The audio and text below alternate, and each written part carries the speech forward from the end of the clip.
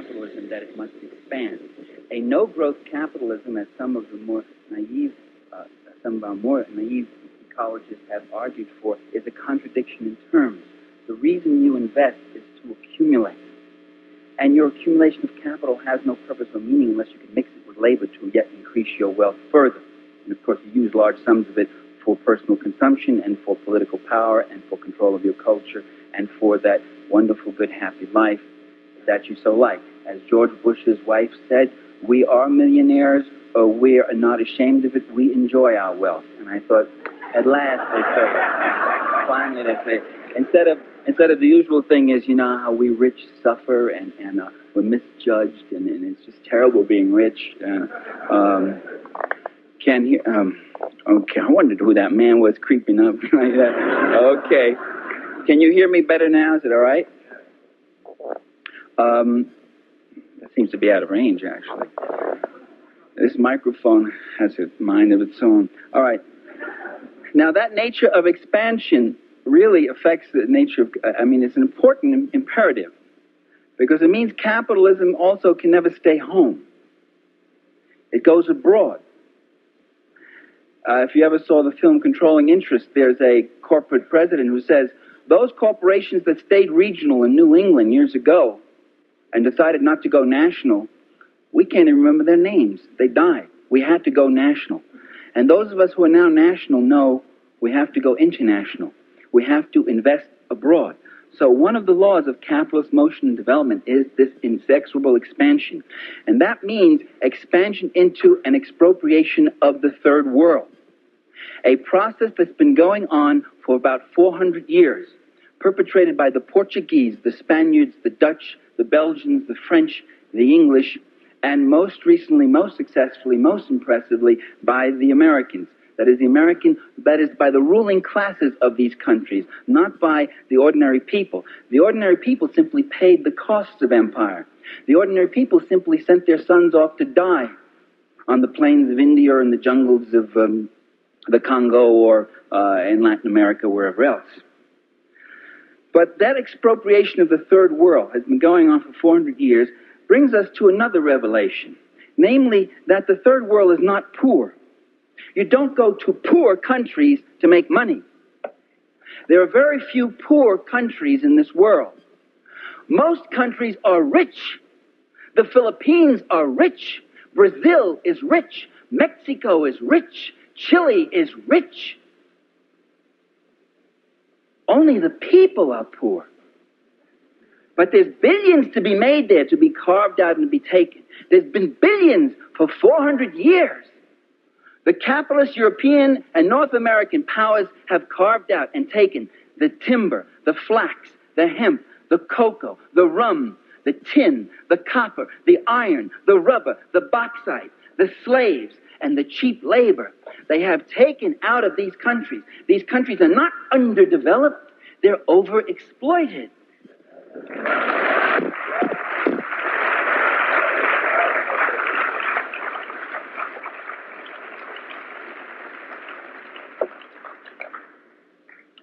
One of the countries that had a great deal of Western capital in it was Tsarist Russia. Mostly English, French, some German, some American, including one Herbert Hoover, who with Leslie Urquhart, famous British millionaire, owned the Russo-Asiatic Corporation, which, if the Russian Revolution hadn't happened, Herbert Hoover would have been one of the richest men in the world. And years later, when he was President of the United States in 1931, when 1/3 of this country was unemployed, when people didn't have enough to eat, when people were driven to the edge of desperation, President Herbert Hoover said to the San Francisco Examiner, he said, "My greatest ambition in life is to see the overthrow of Bolshevism in Russia." There came, with the Russian Revolution, a break in the fabric of international capitalist history. There now was a country where the unwashed, where the workers of Petrograd and Moscow were actually taking over, where they were actually taking over the land, the labor, the technology, and the resources of their country, where communists were coming in to power. And there's a remarkable correspondent between Secretary of State Lansing and President Woodrow Wilson, in which Lansing says, the Bolsheviks are wanting in political virtue. They would preach to the ordinary man that he might elevate himself through political means rather than by dint of hard work. This would be a most unfortunate example to the common man in our country and other countries. They understood what was the threat. The Americans themselves, the American ruling class, had very little cap, didn't have all that much. I told you about Hoover and a few other speculators, other people like that. But they joined in with 14 other nations to invade the Soviet Union, to overthrow the socialist government that had just been put in after the Tsar was overthrown. That process of invading a revolutionary country is still happening before our eyes. If you want to understand those years after the Russian Revolution, just look at what's going on in Nicaragua. Invasion, either by directly with troops from your own country, or by using surrogate troops, and they use the white armies and the white generals, the white guard armies. Embargoes, isolation, withholding food supplies, sabotage, encirclement, refusing diplomatic recognition. These are the methods that are used, and these are the methods, time-honored methods, that are being used right now by Reagan against another revolutionary government, which is Nicaragua.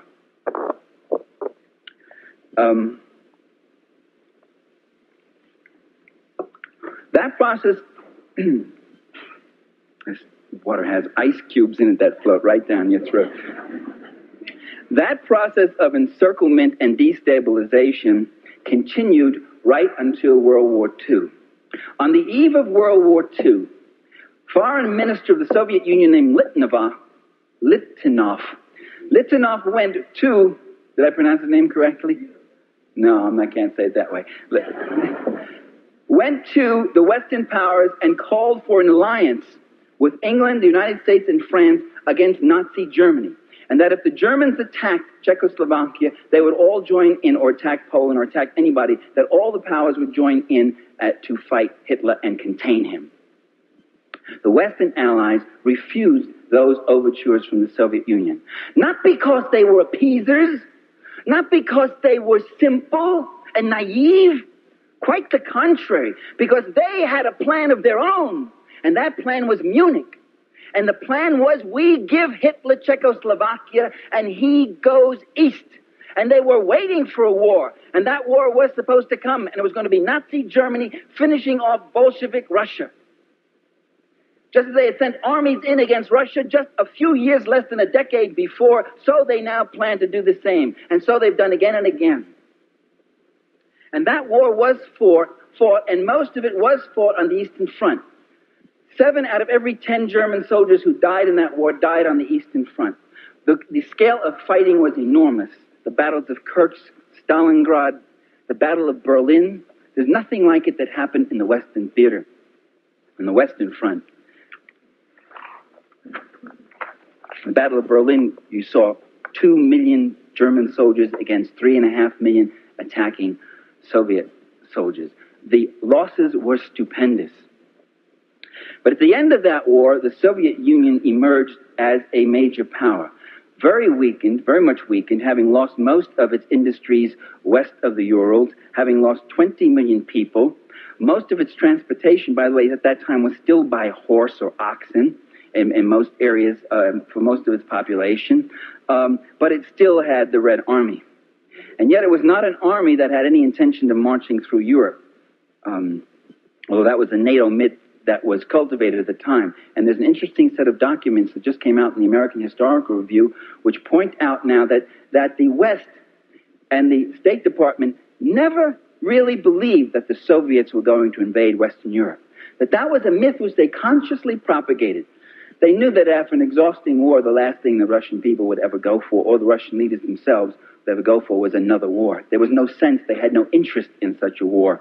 The war they fought against Germany was defensive, and they wanted to rebuild their country. That was a myth that was consciously propagated, that if we don't stop them, if we don't build NATO, if we don't double, triple, quadruple our defense forces, the Ruskies will be marching under the Arc de Triomphe. The point of all of what I've said so far is just to point out to you that the Cold War did not begin in 1947, but it began in 1917. That the Cold War has been going on even before the Russian Revolution, in the sense that the U.S. has been consciously, and other Western countries have been consciously suppressing any kind of revolutionary forces. When Ronald Reagan says that we've got to stop the Sandinistas and overthrow them because they are an extension of Soviet power, we might ask ourselves, we've been in Nicaragua 11 times, and at least 5 of those times there was no Soviet Union. We've invaded Costa Rica, we've invaded Haiti, we've invaded Mexico, and there wasn't the Soviet Union. We invaded these countries long before there was a Soviet Union. It's not that they're surrogates of the USSR, but that they are developing revolutionary movements which will bring a competing social order, one that will use the land, the labor, the resources, technology, and capital in a different way for social need, communally, for nonprofit, public sector development, rather than for private capital accumulation. This would mean the death of capitalism, of that class with its power and privileges, with life as they love it, and hold it, and will fight tooth and nail to defend it. As Mrs. Bush said, we enjoy our wealth.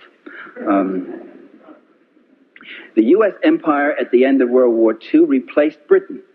The Brits were eased out of Iran. British oil companies were replaced by American oil companies. British sugar companies in Honduras were eased out by American sugar companies. And America also picked up the tab. America built a bases, an American empire, over 2,000 bases around the world, including about 300 major ones. American fleets are on every ocean. American planes fly the skies over every continent, almost.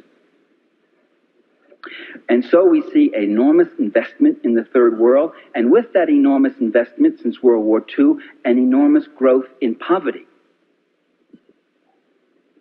Now that's unusual, and that really goes against the accepted ideology, which is that attract investments in here because that'll bring prosperity and jobs, all that sort of thing. But what investment has brought to Haiti is the immiseration of the small Haitian farmers. What investment has brought in Latin America and most other countries has been the displacement of the peasantry, their proletarianization. They're being thrown into shanty towns to suffer poverty wages or chronic underemployment. What investment has brought with it also is increasing illiteracy, sickness, disease, poverty, and a dislocation and disfranchisement. A growing foreign debt and indebtedness, growing investment for cash crops. By the way, that's what the whole Mexican Revolution was about. Was the land going to belong to the Mexicans so they could grow beans and alfalfa and feed their people? Or was the land going to belong to the big sugar companies and latifundio owners so they could grow sugar to export as a cash crop to make more money, to make more money, or coffee or whatever else? And with that growth, with that investment comes a dislocation in the structure of the third world country, so that the whole infrastructure of it gets built around capital extraction. The economist Ray Brown, when he went to Cuba before the revolution, it was in 1958, he was there about a year or so before, was impressed by how every major road he saw went from a sugar plantation to a refinery to the seaport. While there were whole communities without roads, they couldn't get to doctors, they couldn't have schools, couldn't see a priest, the sugar companies had their roads. And when you send foreign aid to those countries, 9 out of 10 of those dollars goes to build the infrastructure, to subsidize the capital investment of the private corporations, or to pay for the police and the army of that country, not to defend it from foreign invasion, because Uruguay is not going to invade Bolivia, because Taiwan isn't going to be invaded by the Philippines. But they need those big armies to defend their rulers from their own people, because those people are in such a state of immiseration. So that's where our foreign aid goes. And as someone once said, foreign aid is when the poor people, that's us, of a rich country, give money to the rich people of a poor country.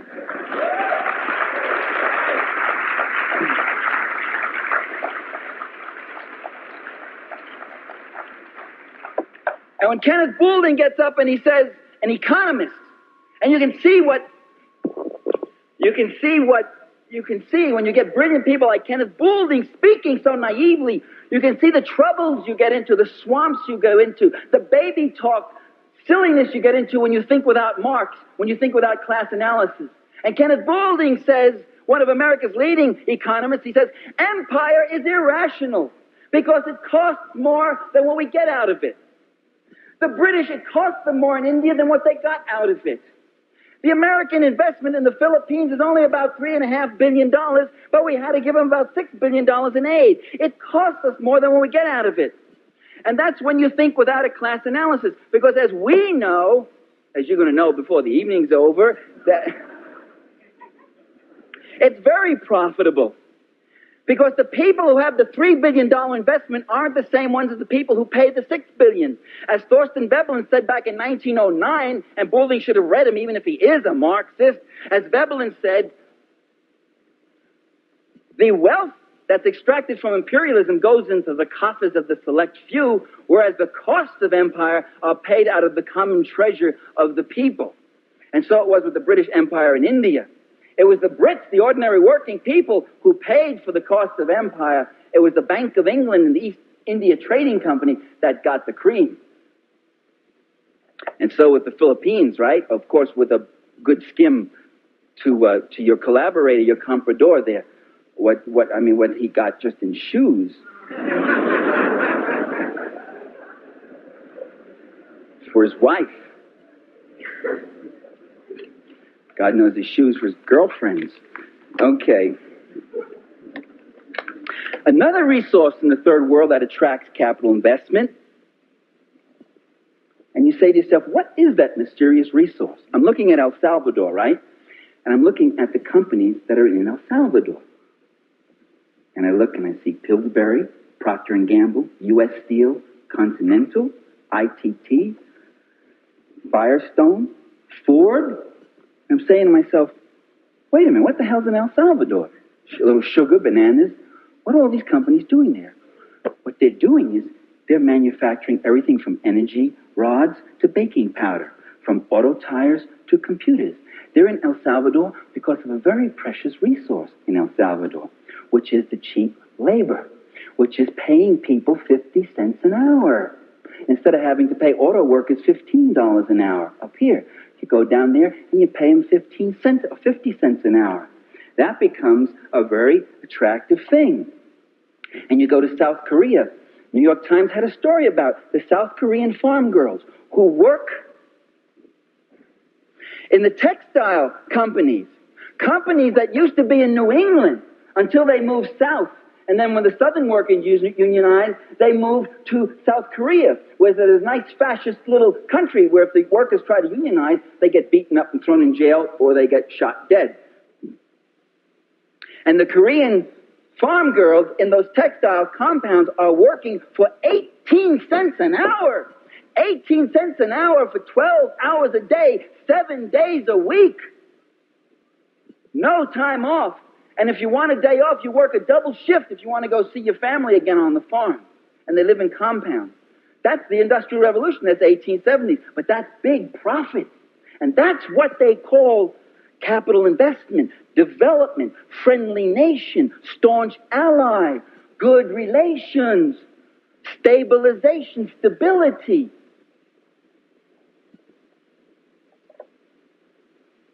And General Motors, when they tell you, ladies and gentlemen, that they've got to pave over Detroit and they've got to close down factories because the cars aren't selling as well as they should, what they don't tell you is that in the last 10 years, General Motors has opened up a dozen new factories in other countries for the reasons I've just talked about. So here's another resource. This, in fact, is the key resource, the resource which is the source of wealth, along with natural resources, which is labor. Because one thing about labor, it's one of the commodities of production. It's the one commodity that does not use up its own value entirely in that process of production. It creates wealth. Now, there's another development, though, that's come with all of this. And that other development is that revolutionary movements have been emerging all around the world, these competing social orders. And so they must be targeted. Now, the United States has given a number of reasons for why, Ronald Reagan has most vividly recently, for why we must go on with our military buildup and our intervention in third worlds, why we must attack countries like Nicaragua, why we must oppose guerrilla movements in El Salvador, why we must try to overthrow Afghanistan, Angola, Mozambique, Guinea-Bissau, and various other countries where the forces of social change are taking place. And the reason they give is the freedom of the people there for democracy.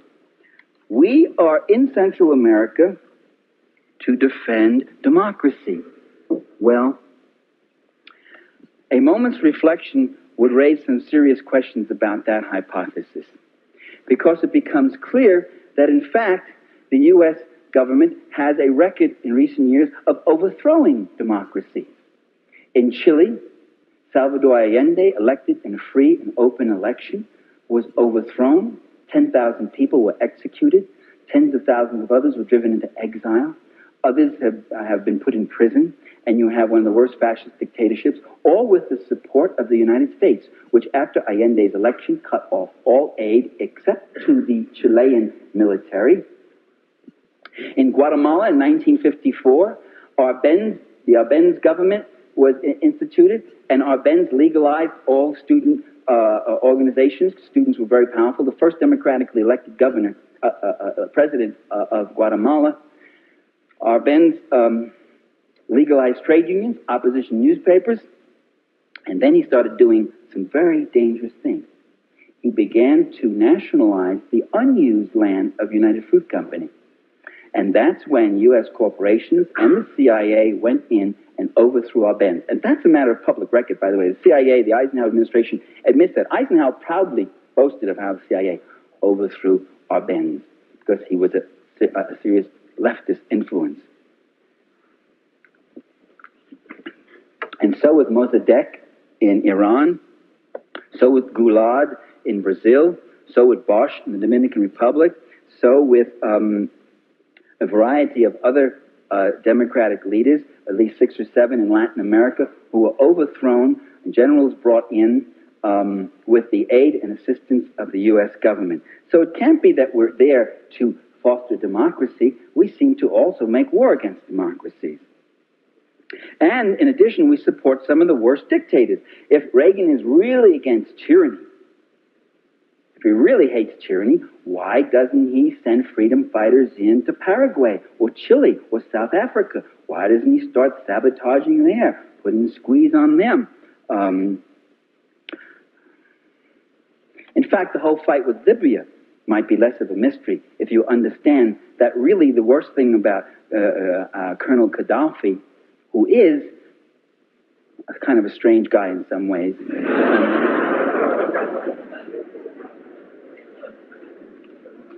but not as strange as the media has made him out. He has called, and you don't know this, most of you who laugh, he has called repeatedly for negotiations between him and Reagan, for peaceful negotiations, for peaceful settlement of all disputes, and the Reagan administration has repeatedly rebuffed those overtures. That isn't put in the press. I'm not blaming you for not knowing it. You're not going to read it in that rag that I saw out there, that Colorado thing that said, terrorist targets hit in Libya. He has done that, and he's done some other things which make him really dangerous. It's not the terrorism. It's not the attack on the Vienna and Berlin airports, for which they have no proof that Libya was involved, and which they have proof that the terrorists came out of Syria. The troublesome thing about Gaddafi is that when he took over in 1969, he took over a country that was like Saudi Arabia, a country of mass misery, a lot of rich oil that went into the pockets of a few rich. And when his colonel's revolution took over, they got rid of the rich. They took all their extra houses and gave them to the poor. They put out a land reform program. They put out a public free school program. They started a national health medical program, something that we Americans still don't have. The Libyans have it. He planted 40 million trees and started massive irrigation and ecological reclamation. These are some of the things that Gaddafi did, and that's a dangerous example to the Arab world. He took a bigger chunk of the oil revenues and reinvested them into the needs of his own people, and the per capita earnings of the Libyan people are the highest in the Arab world, the highest in the third world. You didn't hear that in the media, did you? You didn't hear that on Dan Rather's Tonight. That's what's dangerous about Gaddafi.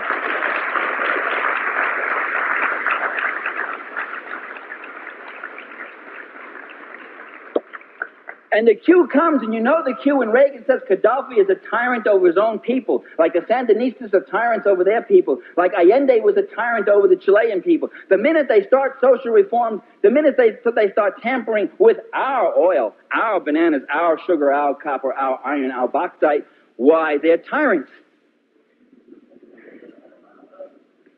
The second myth that's given to us is that these revolutionary governments are hostile to us. And that's why we oppose them. Right-wing dictatorships get along with us. They're friendly to us. Why is that, though? What is it about right-wing dictatorships that make them so friendly? What are they being so friendly about? What is the community of interest that they have? I'd already explained it, I believe. It's a common class interest. And the left-wing guys come in, but they're hostile to us. Well, that doesn't really seem to be true, though. The first thing these left-wing governments do when they come into power is ask for friendly diplomatic and economic relations with the U.S. Certainly that's what the Sandinistas did. They honored the debt that swindler Somoza ran up, and they asked for closer economic relations. That's what the Cubans want. Every socialist country, from a huge power like the Soviet Union to a small power like Vietnam or Cuba, to a mini micro power like Grenada under the New Jewel movement, every single one of them asked for more trade, normal political, economic, and diplomatic relations with the United States.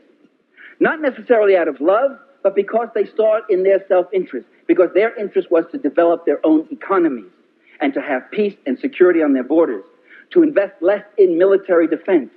There was even an article on that in the New York Times in which Fidel Castro makes that point. We want to spend less on our military defense. It doesn't make sense to the Cubans. Why must they go 16,000 miles away to Japan to buy school buses? That's where the Cubans get them. They go 16,000 miles away when they could buy them right from Florida, 90 miles away. Why must they get their medical supplies from China and Czechoslovakia when they could get them from the U.S.? Cuba has the largest import tonnage costs of any country in the world because of the U.S. blockade, a boycott. So it's very much in their interest to cultivate friendlier relations. There's a substantive thing there, much firmer than love. No one's claiming they love us. And love, after all, you know, is a volatile emotion. It comes and goes.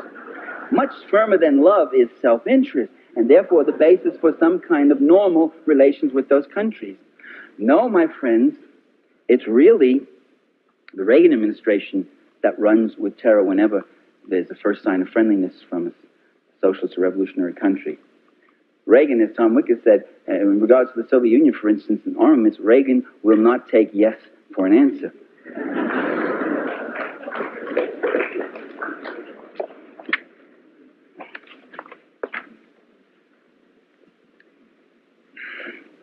The final reason given is that we must contain the red tide. You heard that March speech by Ronald Reagan, vintage stuff, where he talked about a red tide lapping our border if we allowed Nicaragua to sustain the kind of government that its people have chosen in free and open elections. If we allow that, our own security is at risk.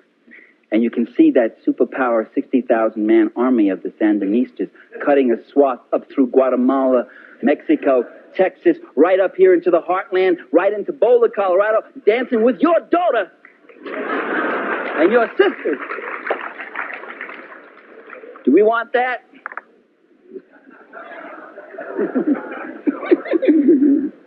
I hear they're good dances. The image of that tiny nation of 3 million being a threat to us, you know. It reminds me of the Vietnam War. We used to hear that same stuff. We say, if we don't fight them, In the jungles of Vietnam, we'll have to be fighting them on the shores of California. And Walter Lippmann said, the image of the Vietnamese getting into their little PT boats and coming across the Pacific and taking California is an insult to the U.S. Navy.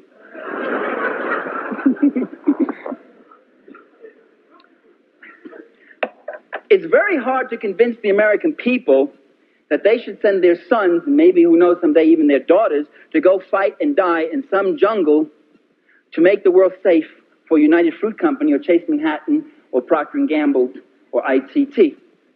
So you say it's to stop the threat of that communist country. It's very hard to convince the American people that a tiny country like Nicaragua or Vietnam or El Salvador is a threat to U.S. security. So you say it's not Nicaragua. They are the puppets of the Cubans, who are the puppets of bum, bum, bum, bum.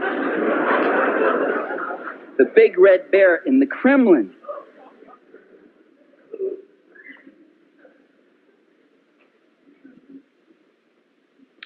yet again, as I just said, these countries continually want friendly overtures, continually want friendly relations, including the Soviet Union. What we hear also is that there's another pernicious element, and the thing we have to stop in these countries is a thing called communism, and that there are communists in these countries. It's time, ladies and gentlemen, brothers and sisters, it's time we ask, what's a communist? What does a communist do that is so dangerous? They would have us believe that communists merely hunger for power rather than wanting the power to end hunger. They would have us believe, well, the New York Times, let me refer to an editorial where they describe the undesirable and offensive Managua regime. By the way, these countries don't have governments, they have regimes. You'll see that in the newspapers all the time. We have government. And I said to myself, what is undesirable and offensive about Managua? Is it the land reform program, where they took all that massive land owned by those few rich compradors and gave it out to the people who were starved for land? Is it the farm co-ops that they're setting up? Is it the community industries and the public work programs to create jobs for people who have been chronically unemployed? Is it the food program, a ration of beans and rice for every kid in Nicaragua so that nobody, no matter how poor that country is, they're all getting fed? Is it having the lowest infant mortality rate in Central America despite earthquake and civil war and foreign invasion and attack and embargo?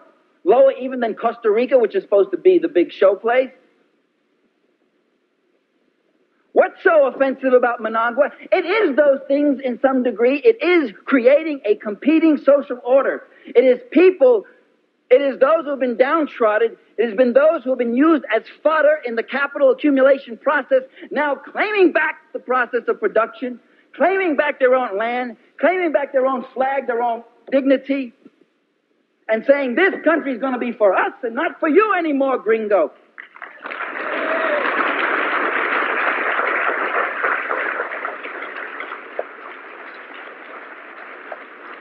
And that's the communist program, and that's what communists are. I had somebody up in Vermont say, she got up, and she was one of those trust funders who works on peace a lot, and she said, oh, sorry there. She said, people are saying that the Salvadoran guerrillas are communists, but they're not communists. They're just ordinary peasants. So why are we fighting them? The implication being that if they were communists, it would be okay to go in and pulverize them. And I pointed out that, well, look, at least in the FLM and the Front, there's at least two of those five groups, at least two. I'm not sure about all of it, but at least two of them that would not deny the label communist. They would say, yo soy comunista, they'd say it. And they would say it proudly. And what does it mean to be a communist? It means to fight and devote yourself to the people. If communists, if we leftists, if we Marxists, if we revolutionaries, if we progressives, if all we want is to hunger for power, then why do we side with the powerless? Then why don't we toady up to power? Why don't we take the road of the Henry Kissingers and the Daniel Patrick Moynahans, and the Ziggy Brzezinskis, and the Eugene Rostows, and the McGeorge Bundys, who toady up and mouthed for power. When Henry Kissinger was made National Security Advisor for Richard Nixon, Nelson Rockefeller gave him $50,000 as a going-away present. As Nelson Rockefeller testified himself before the Senate committee when he was being appointed Vice President of the United States. And they asked, and the senators, well, they really went at Rockefeller really hard. They said, why'd you do that, Mr. Rockefeller? And Rockefeller said, well, giving's always been a tradition in our family. Giving. They cast their bread upon the waters and more came back, didn't it? He was saying to Henry Kissinger, Henry, I brought you out of Harvard. I brought you out of that Center for, or whatever that was, Strategic Studies, because I liked the books you were writing, and you were writing them for me. Henry, you remember you're going to go work for Tricky Dick, but you remember who you belong to.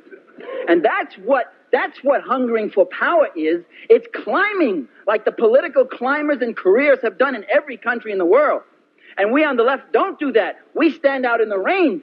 We stand out on the picket lines. We put our jobs on the line. We risk our careers.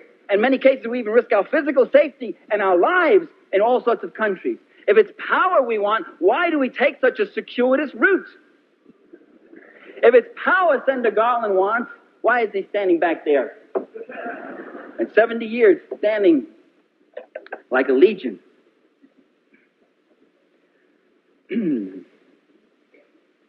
Well, these communists do all these reform things, yes.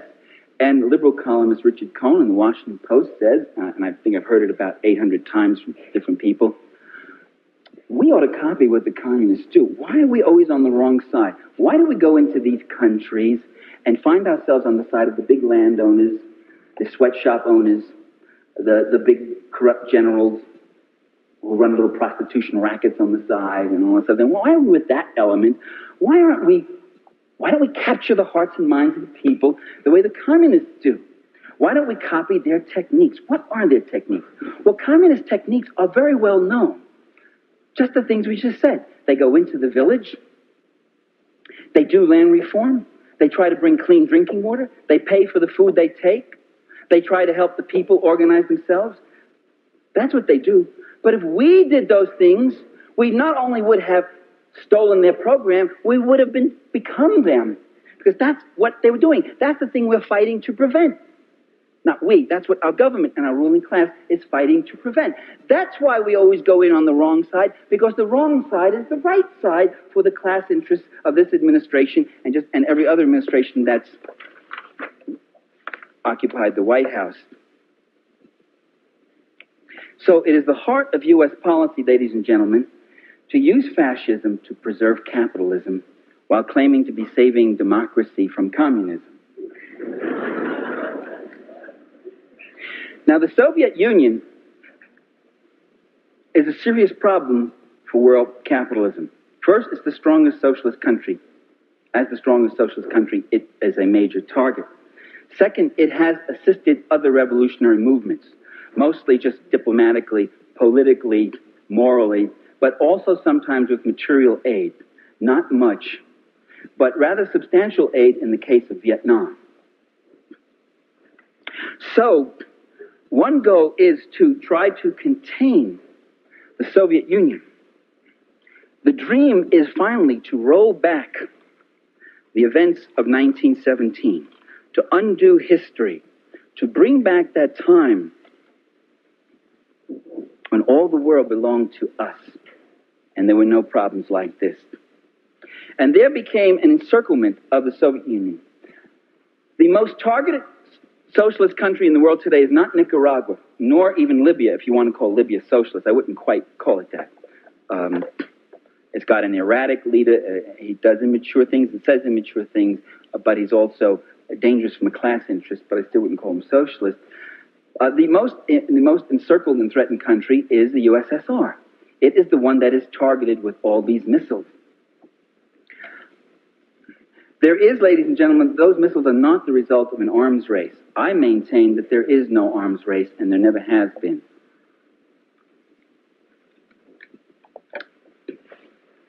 A race, as you know, the model of a race is the two proponents moving, each more furiously ahead of the other, trying to put as much space to get to some goal. That model doesn't explain arms escalation. What we have had, rather, has been an arms chase, with one side, the U.S., unilaterally escalating each time, and the other side, the Soviet Union, playing catch-up, often with a 2 to 7 year lag in the particular weapon system. That was true of the A-bomb, the hydrogen bomb, the long-range bomber, submarine-launched missiles, the MIRVs, the multiple warheads, the ICBMs, tactical nuclear weapons, solid fuel rockets, and now even today with the MX, the cruise, the Pershing, and the neutron bomb. The race model doesn't explain it. It's a chase. As the Soviets said just several years ago, don't build a neutron bomb. If you build it, then we will have to build it. Don't build the MX. If you do that, we will escalate on our ICBMs. That's hardly a race. That's more of a chase.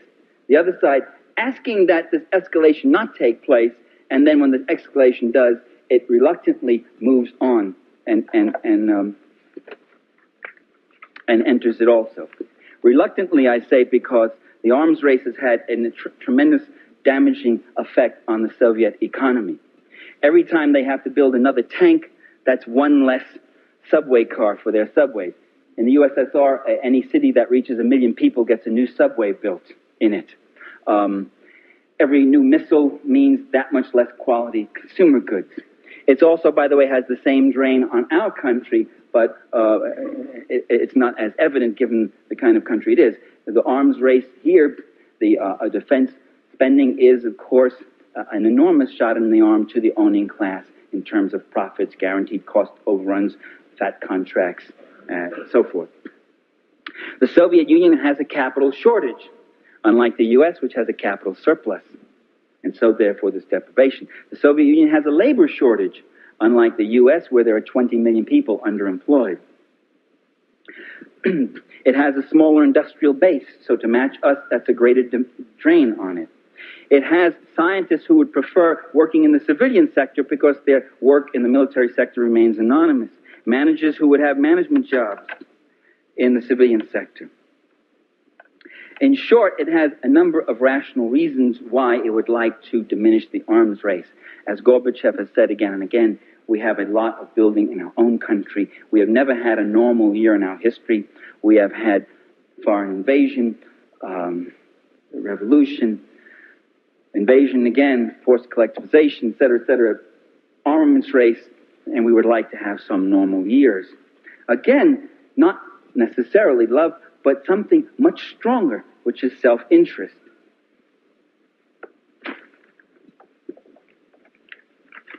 So I would argue that Soviet escalations have been mostly reactive and defensive to U.S. escalations. This is true also if you look at the Soviet Navy. It has, until very recently, no aircraft carriers for attack and amphibian actions. It now has one. It's had a few mini carriers. The Soviet fleet is built almost entirely to tracking the U.S. fleet, to see where it's going.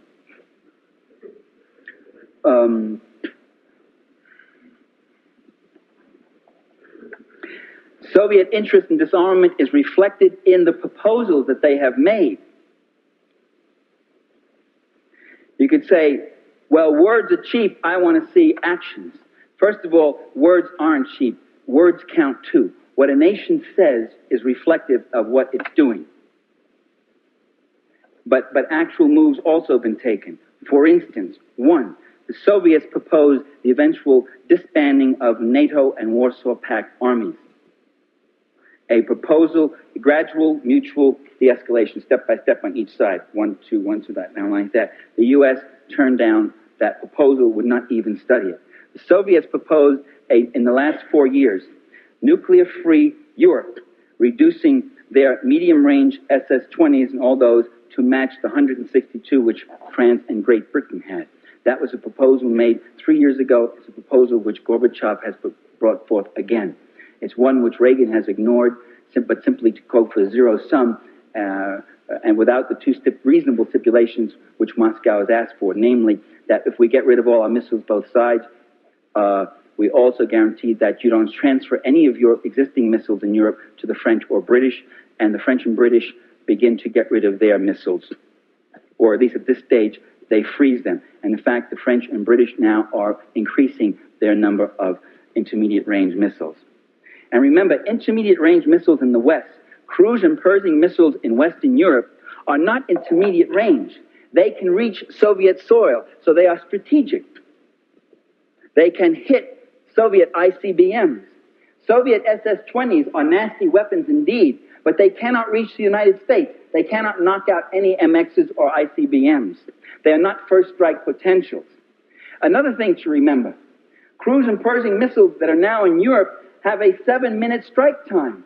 That's the end of deterrence. And this is why Gorbachev and the Russians are beside themselves about the cruise and Pershing. This is why they walked out of Geneva in 1983, because Reagan refused to negotiate on the cruise and Pershing. This allows Reagan to turn around and say, we went to Geneva, but they walked out, as he's going to do now with this latest cancellation. So what you do is you shove a person away, you act hostile toward them, they get up and they say, well, you obviously don't want to negotiate, they walk out, and then you turn to your people and say, you see, they don't want to reach an agreement. If it takes me a half hour to get my missiles over and kill you, and you a half hour to kill me, then in that half hour after I let mine go, you know they're coming. And you let yours go at me. That is a deterrence to me. However, if I can reduce the striking time to 7 minutes, and they're so low and fast, and your radar can only pick them up in the last 2 minutes, I now have a first strike capacity on you. You no longer have deterrence. I no longer can fear your missiles, because my missiles are targeting yours. And I'll knock out all your missiles, and then I'll have a second strike capacity to hit you. You'll have a feeble retaliatory strike. Your feeble retaliatory strike, however, will be blocked out by my Star Wars. Ah, is that what Star Wars is all about? Yes. You see, the criticisms about Star Wars are largely irrelevant in that area. People have said, scientists have said, it's a ridiculous project. It's going to have to work the first time and work perfectly. Only if the Soviets launch their 10,000 missiles at us in a fit of peeve one day, they say, let's destroy the world, and they send the missiles at us, only then will Star Wars have to work perfectly. But if the function of Star Wars is to be a shield against a feeble retaliatory strike of the Soviets after a first strike by the U.S., then Star Wars becomes much more effective. And Ronald Reagan himself let the cat out of the bag last year when he said, it doesn't have to work perfectly. And he speaks and all, they've got him away from the platform and all that. Because they explained it to him just that morning at breakfast. And it is...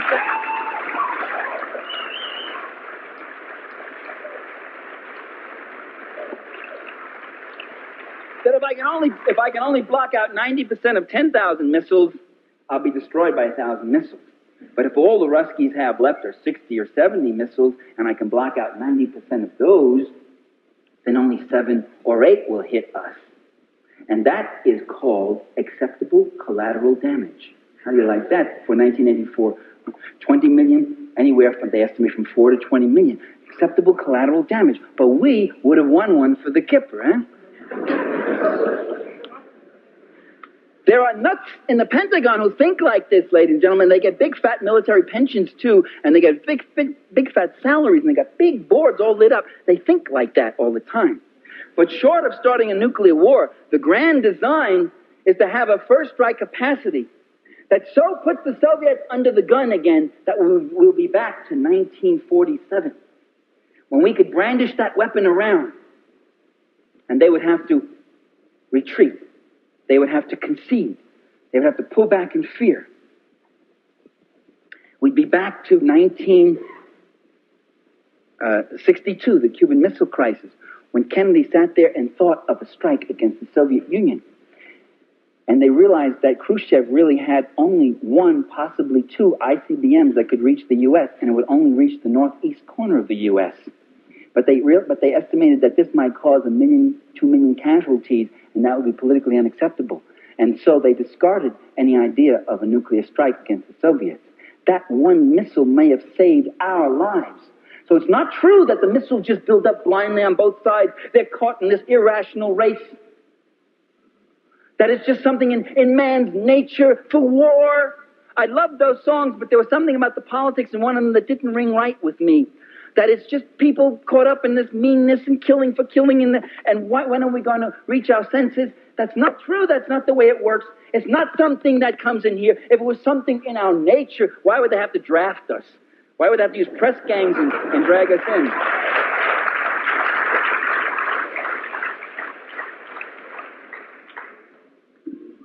The Nazi leader, Hermann Göring, said, no poor Slav wants a war, not even a German. What does he want to sit in a stinking trench with the smell of blood, listening to the screams of his buddies lying there, quivering with cold and terror?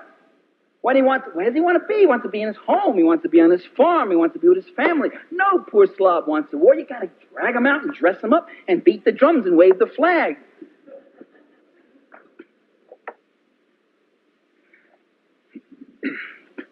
Within the last 4 years, the Soviets called for the banning of weapons in outer space before the United Nations, a resolution that was voted 124 to 1.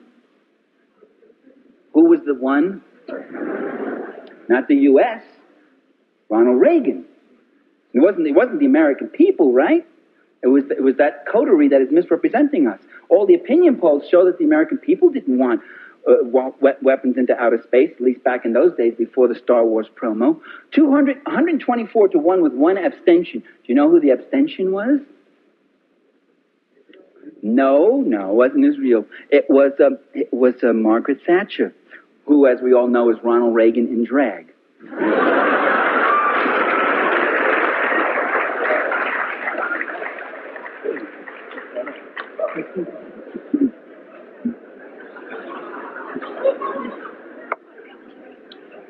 The Soviets have signed a no first use pledge, a pledge that we will not be the first to ever use nuclear weapons. And the only reason they signed that is because they cannot imagine any time when it would be in their interest ever to be the first to use nuclear weapons. They haven't ruled out the possible use of them, and they keep building too. That no first use pledge, the U.S. has refused to sign it. Well, so what? That means less hypocrisy, because when push comes to shove and the missiles are going to fly, they're going to fly, right? No. What nations say is an indication of their interests and their strategies to some degree. Sometimes there's lies and deception. The U.S. cannot sign a no first use pledge because no first use, because they have threatened, every administration has threatened the use of nuclear weapons. It's part of U.S. foreign policy. That's what Star Wars, that's what First Strike, that's what Cruise and Pershings are, is to gain dominance again over the socialist countries, over the third world, by having nuclear superiority. The U.S. threatened first use and thought of using nuclear weapons at Khe Sanh during the Korean War. Eisenhower did. Nixon thought of using nuclear weapons at... what was that battle? During the Tet Offensive, but was that Khe Sanh? I'm getting my wars mixed up. In Khe Sanh in Vietnam, and I forget what the other battle, the Reservoir Battle in Korea, was Eisenhower. The Eisenhower administration not only deliberated using them, but actually decided to at Dien Bien Phu, and said yes, and offered nuclear weapons to the French. It said, "You want to use some of these tactical nuclear weapons at Dien Bien Phu?" And the French refused. They took the defeat instead. So they were quite ready to use them then. And any number of occasions, by the way, the use of nuclear weapons, the Kennedy administration and the Cuban Missile Crisis seriously considered the use of nuclear weapons against the Soviet Union, as I mentioned before. So it is a part of policy. It is one of the weapons that are to be used to maintain imperial hegemony, to keep history from happening, to keep people under the gun. So if they signed a no first pledge, they could no longer threaten using the weapons. It would show them to be hypocrites and liars. They signed the pledge, and here they are threatening to use the weapon.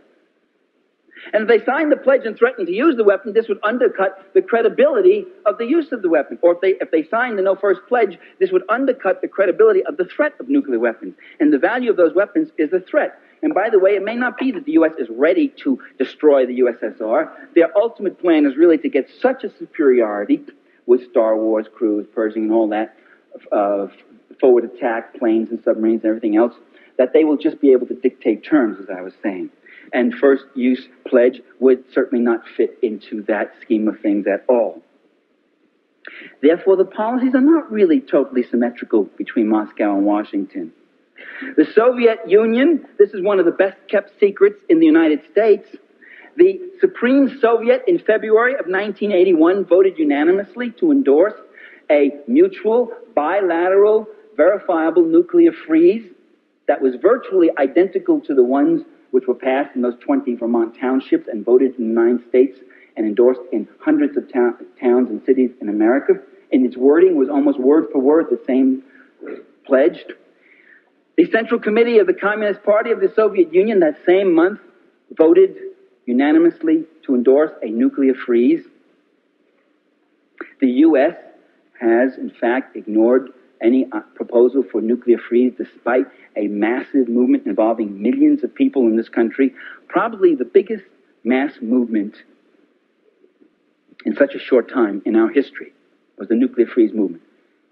You don't realize, some of you are too young to realize what history you're making, you don't realize, but it's incredible. It dwarfed, in its numbers, it dwarfed the anti-war movement, at least for the first 5 years. It dwarfed the civil rights movement. It dwarfed the union movements and struggles in the 30s, and the sheer numbers of people who signed up, who marched, who demonstrated, who wrote letters, who pledged for nuclear freeze.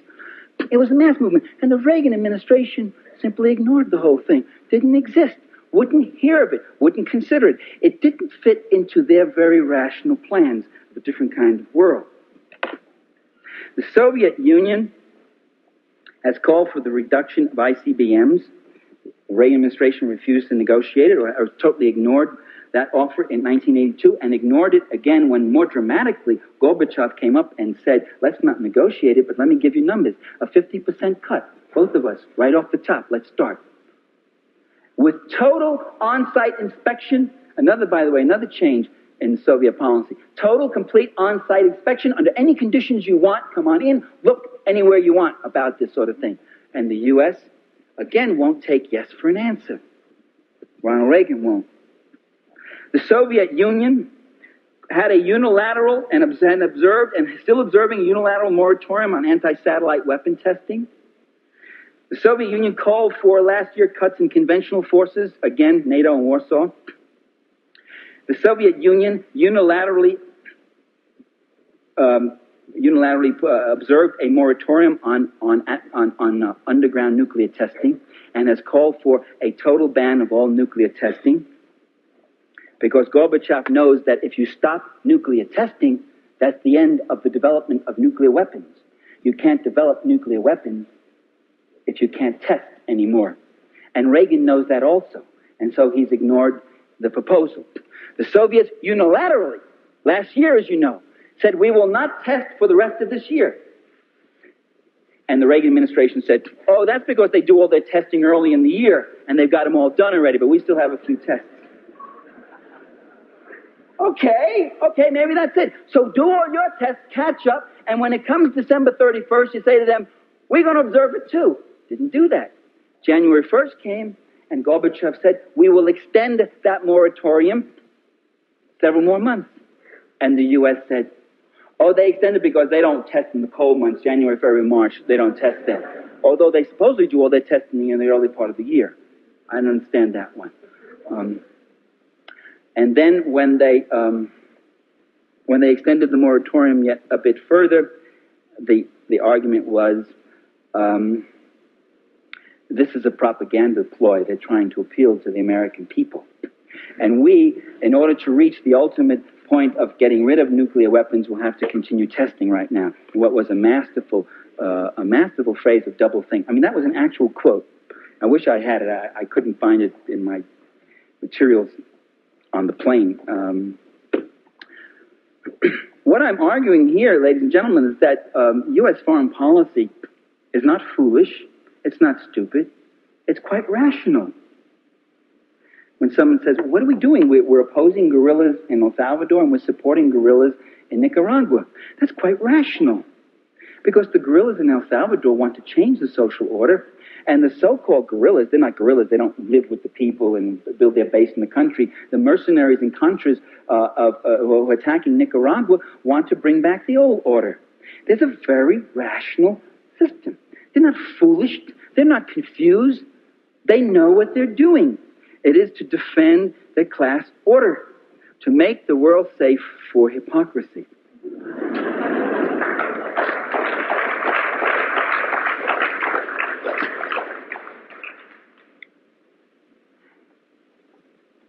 Star Wars, besides being that defense, that first strike shield, people say it's too expensive. What are you talking about? It's too expensive. That's one of its attractions. It's going to cost $1 trillion. It'll cost more than the entire New Deal WPA program and the Manhattan Project, which gave us the atomic bomb, and the Eisenhower Highway Project. Put all of them together, and the building of the railroads. Put all of them together. They won't cost as much as Star Wars. $1 trillion is for the first stage. They think the first stage. That's what the boys like who have the defense contracts. That's what they love. They see dollar bills. Getting there is all the fun. Whether the system works or doesn't work, the expensiveness is the major attraction. It will violate the ABM treaty, and now we see even it violate the atmospheric testing treaty. What's wrong with that? Reagan has no loyalty to the ABM or the atmospheric testing. He's been wanting to violate them since he's been in office.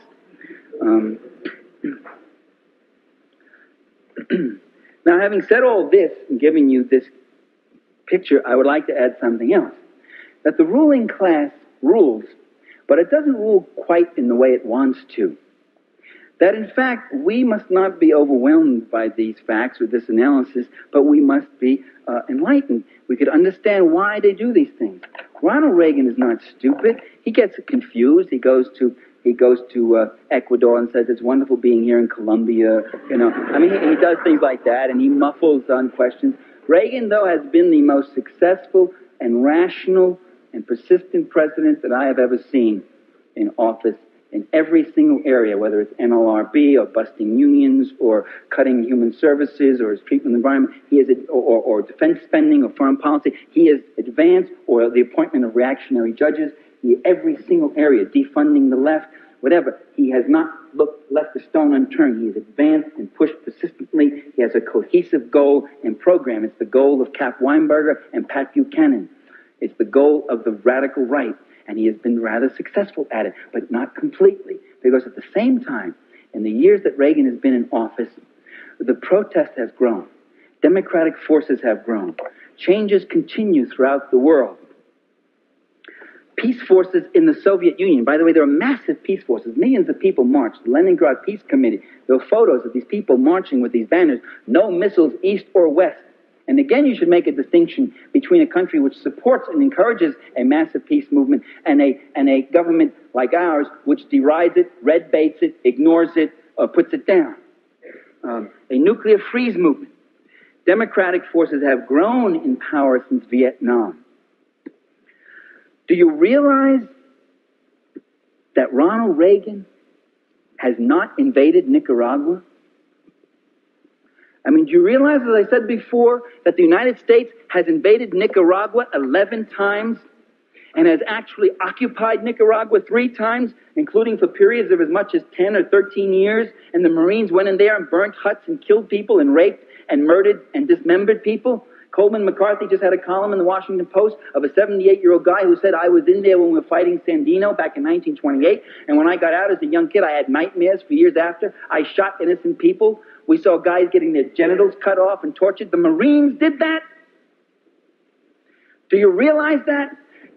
Do you realize today the United States has a striking power, a deployment power, a force, a delivery power that's 1,000 times more powerful than anything Calvin Coolidge had?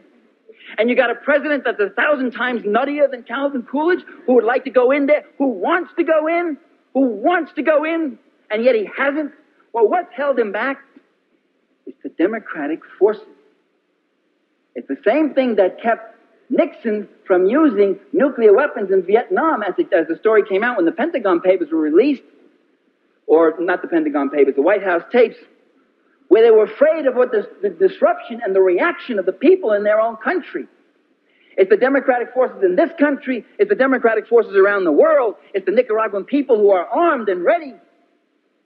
He could go in and carpet bomb it with B-52s, not lose a single man, and just devastate it, destroy it. But then he would have to go in with troops. Like that line in Antigone, he would make of it a graveyard and call it peace. But those troops would still find survivors, and they would have to fight them. And there would be unacceptable losses. And Americans would die in Nicaragua. And the war might escalate. And all over Latin America, people might rise up. Why do you think those Latin American leaders, those corrupt, rich, comprador, collaborationist leaders, say to Ronald Reagan, we don't want you in Nicaragua, we oppose that policy, we support the Contrador program? Are they suddenly going left on us? No, they're worried about the reaction of their own people. The losses in Nicaragua would be unacceptable, but unacceptable to whom? Not to Ronald Reagan. He wouldn't mind losing 2,000, 3,000, 4,000 American boys if he can take Nicaragua. That's no loss to him. He's got plenty of fodder. He's got it right in this room. He'll have you down there. He had 261 Marines blown away in Lebanon in one day, and he wanted to go back in with more and fight more. Those were acceptable losses to him. There was no skin off his nose. It's his class interests he's worrying about. He kept talking about the emergence of a Lebanese left and Lebanese socialism, and we must stop it. It was unacceptable losses politically. It means that there are political forces that can fight back, that it's too costly to him, not morally. So, we may be stronger than we think, and we must never believe what they try to make us believe about ourselves, that we're weak, that we don't have it, you see. Let me just close with one last little story, okay? Because I've been going too long. I've lived in Washington. I was living in Washington for about 6 years, and I was asked by some Filipino exiles in 1981, I think it was, or 82, to go speak at Lafayette Park. At the White House is right across the street from Lafayette Park. I always tell friends, I speak at the White House a lot. And I have a big megaphone, and I speak at the White House. I say, you speak at the White House? Yes, I speak at the White House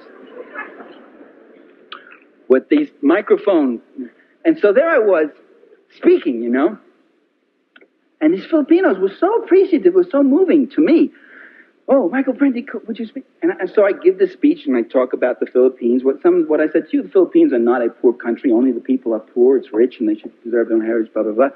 And I said this whole thing and on. And here's this little band, about 200 people, about half Filipino, half American.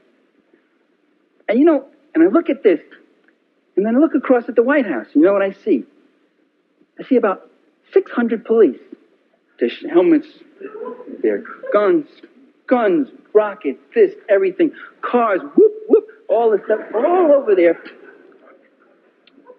And I see limousines, a fleet of limousines comes up. It's Marcos, President Marcos, coming up to the White House porch. You can't see the actual porch, is blocked off, but you can see the limousines go up there to get hugged and kissed by Ronnie Reagan, because he's a great defender of democracy, this Marcos.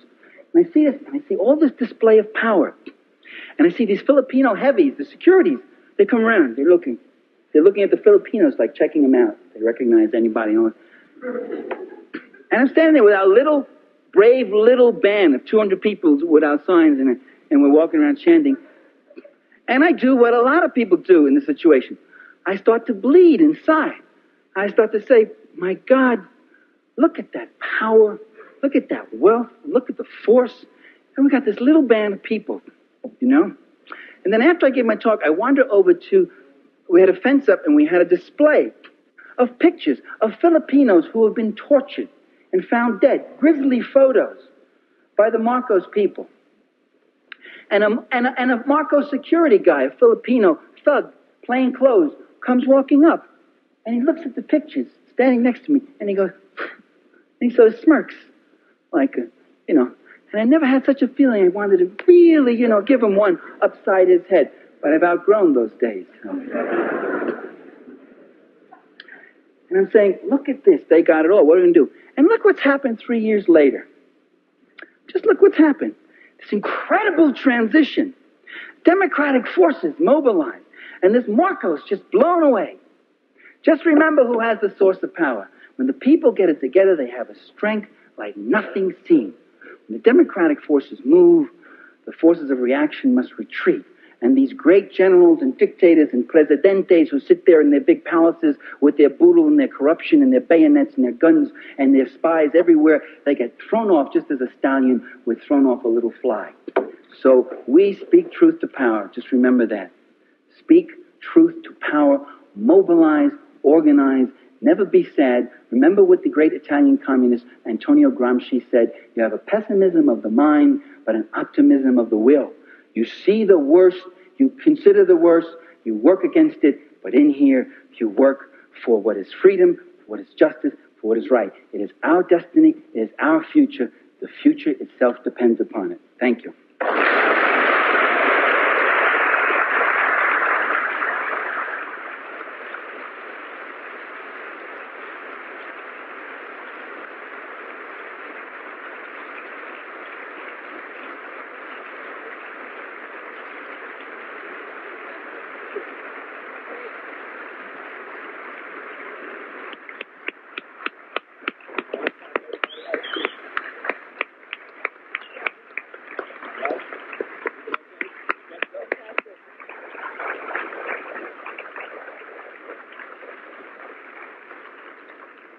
If you wish to ask Professor Parenti some questions, please come to the microphone. There are 2 microphones out here on the floor, and he'll be happy to take questions.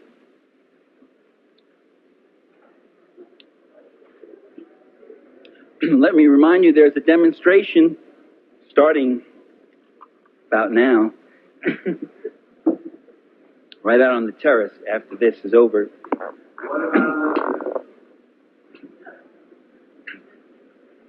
I thought I talked about Libya already, gave you my analysis. Do you mean the recent events or the terror attacks? I don't know what the question was. Is Ronald Reagan really that smart? I mean, did he get the on the power structure, or is he just being played by him, or is he really thinking this stuff out?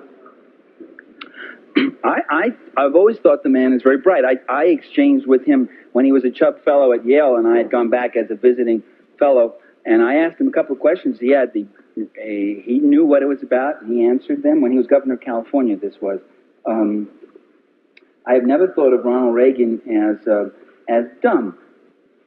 He's not that quick anymore, and he has a tough task, but he's a consummate liar and fabricator. He can take any point, any question, and turn it into a polemical point. He has real political instincts. He's a real political animal, the way Jimmy Carter wasn't. For instance, when the shuttle blows up, he comes on, he makes a speech, and he turns that disaster into a price paid for glory. This sacrifice cannot be in vain. We must go on, and we will get to the truth.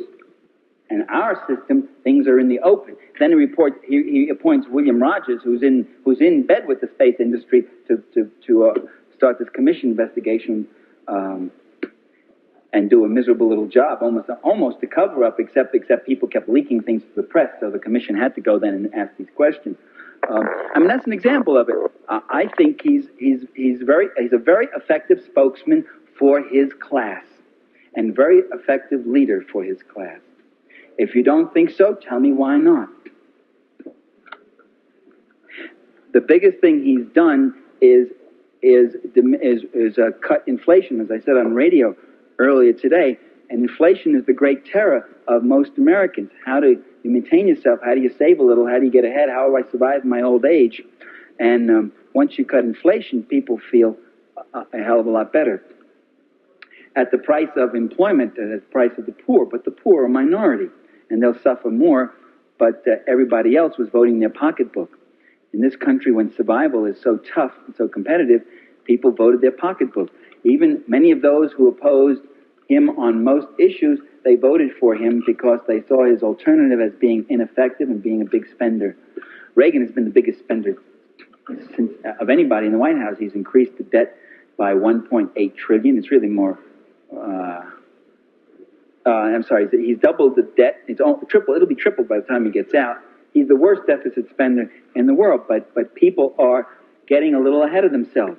And when he said to them in 1984, he said, "Are you better off now than you were in 81?" And it's true. In 81, Jimmy Carter was president, and you had a 12.5%, 13% inflation. And that terrorizes people who don't want to spend their old age in a furnished room, who want to think they're going to be able to have a standard of living that's somewhat decent. I mean, the system plays on it takes advantage of the very insecurities that it creates. This stuff about he's a magic leader and he's all this personality, Teflon, and all that, that's not true. In 1982, when unemployment was increasing and inflation was high, nobody wanted his endorsement in the 82 congressional elections. His name was mud.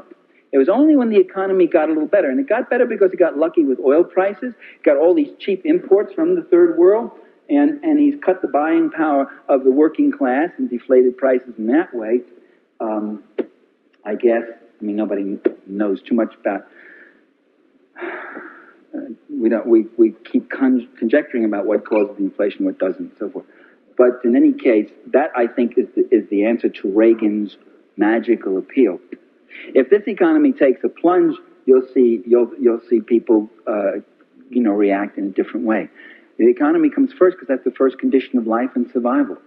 Issues like the deficit or El Salvador are secondary, although there are surprisingly large constituencies around those issues. You talk a lot about Congress and everything, and I would like to ask a question that stems from my first one today, which I want to say in the last 3 years, these permanent citizens cannot travel outside of these citizens except for medical activities until they get to the system. And these permanent generally considered communist countries as allies. I'm curious to ask, do you think that if East Germany is a communist country, does this restriction on travel in any way, is this in any way necessary consequence? Well, during World War II, most of the destruction by Allied bombing was in East Germany. So after the war, East Germany was vastly more impoverished than West Germany. 1. 2, it was Prussia. It had a large Nazi contingency or sympathy. A lot of those people wanted to come west. 3, the Russians at that time, the Soviets made a mistake of taking machinery and stuff out. They actually began to extract capital from East Germany, which they only did for a short while. The Poznan riots turned them around, and they've since then been putting in or giving the East Germans more favorable trade relations. 4, the U.S. pumped in billions of dollars in the Marshall Plan to West Germany. There was a boom in West Germany, production and such. So many people wanted to leave East Germany for West Germany, for the goodies, for the jobs. And there was a vast number who left. The East Germans stopped it for the same reason that about 100 other countries would like to stop it. Brain drain. They just lose, you bleed, the country begins to hemorrhage. The other thing that happens with any kind of migration is once a substantial number of people go, that itself becomes the momentum. Others are attracted, family, friends, relatives. Once they come, they have friends and family or kin or spouses, and they too want to come. And so this is why they stopped it, because they wanted to develop their own country. Whether that's justified or not is another whole question. I'm giving you the reason why the Berlin Wall was built. By the way, there are a few hundreds. New York Review of Book had an article some years ago. There are a few hundreds every year who go back from West Germany to East Germany. And they were interviewed, and some of them said, well, in West Germany I had a bigger apartment, and I had this and that and the other thing, but that was it. I had nothing to live for. I was isolated. I just had my career and me. I didn't feel part of the community. In the GDR, I feel like I'm working for part of the community. By the way, now in the GDR, the level of prosperity is very high. It's probably the most prosperous socialist country, maybe more so than Hungary, too. If there are no more questions, this light is right. Is the filming still going on? Oh, okay. This light is right in. Light in. If this audience wanted to get a better understanding of, say, your vision of a better America, how useful would it be for this audience to look at the Soviet Union today? In other words, how exact of a model is the Soviet Union for America? Well, the Soviet Union couldn't be an exact model for us. It has a whole different tradition, history. It's had a very unluxurious history. It's had a very difficult, terrible, horrendous history. So we couldn't use it as a model. We have a different level of prosperity. What I would say is this. You could look at any existing socialist country. If you don't want to call them socialist, call them whatever you want. Post-capitalist, whatever. I don't care. Call them camels, window shades. Doesn't matter. As long as we know the countries we're talking about. You can look at any one of those countries, and you can evaluate them in several ways. One, comparing them to what they had before. And that, to me, is what's very compelling. That's what's so compelling about Cuba, for instance. When I was in Cuba, I was up in the Escambray, which is like the Appalachia of Cuba, very rugged mountains. People, very poor they were. And I said to this campesino, I said, do you like Fidel? And he said, sí, with all our souls. I remember his gesture, with all our souls. I said, why? And he pointed to this clinic right up there on the hill, which we had visited. He said, look at that. He said, before the revolution, we never saw a doctor. If someone was seriously ill, it would take 20 people to carry that person, because you'd go day and night. It would take 2 days to get to the hospital. First, because it was far away, and second, because you couldn't go straight. You couldn't cross the latifundio lands. The boss would kill you. So you had to go like this. And often when we got to the hospital, the person might be dead by the time we got there. Now we have this clinic up here with a full-time doctor. And today, a doctor in Cuba, when you become a doctor, you've got to spend 2 years out in the country. That's your dedication to the people. And a dentist who comes 1 day a week. And for more serious things, we're not more than 20 minutes away from a larger hospital. That's in the Escambray. So that's freedom. We're freer today. We have more life. And I talked to a guy in Havana who says to me, before, all I used to see here in Havana, you call this drab and dull. We see it as a cleaner city. It's true, you got the paint is peeling off the walls, but you don't see kids begging in the streets anymore, and you don't see prostitutes. All we used to have was prostitutes. Prostitution used to be one of the biggest industries. And today, this man is going to night school. He said, I can read. Do you know what it means to be able to read? Do you know what it means to be able not to read? I remember when I gave my book to my father, I dedicated a book of mine, Power and the Powerless, to my father. I said, to my father with my love. Gave him a copy of the book. He opened it up, looked at that. He'd only gone to the 7th grade. He was a son of an immigrant, a working-class Italian. And he opens the book, and he starts looking through it, and he gets misty-eyed, very misty-eyed. And I thought it was because he was so touched that his son had dedicated a book to him. That wasn't the reason. He looks up to me and says, I can't read this, kid. I said, that's okay, Dad. Neither can the students. I mean, that's not something. I mean, don't worry about that. I wrote it for you. I mean, it's your book, and you don't have to read it. You know, it's a very complicated book, an academic book. He says, yeah, I can't read this book. And the defeat that man felt. That's what illiteracy is about. That's what the joy of literacy programs is. That's why in Nicaragua you got people walking proud now for the first time. They were animals before. They weren't allowed to read. They weren't taught to read. So you compare a country to what it came from with all its imperfections and those who demand instant perfection. The day after the revolution, they get up and say, are there civil liberties for the fascists? Are they going to be allowed to have their newspapers and their radio program? Are they going to be able to keep all their farms? The passion that some of our liberals feel, the day after the revolution, the passion and concern they feel for the fascists, the civil rights and civil liberties of those fascists who were dumping and destroying and murdering people before. Now the revolution has got to be perfect. It's got to be flawless. Well, that isn't my criteria. My criteria is what happens to those people who couldn't read? What happens to those babies that couldn't eat, that died of hunger? And that's why I support revolution. The revolution that feeds the children gets my support. Not blindly, not unqualifiedly.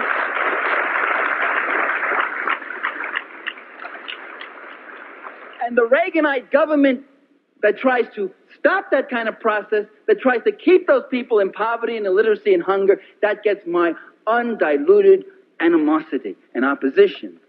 So that was my answer to you. Let's not judge these countries by some abstract model, but where they're coming from.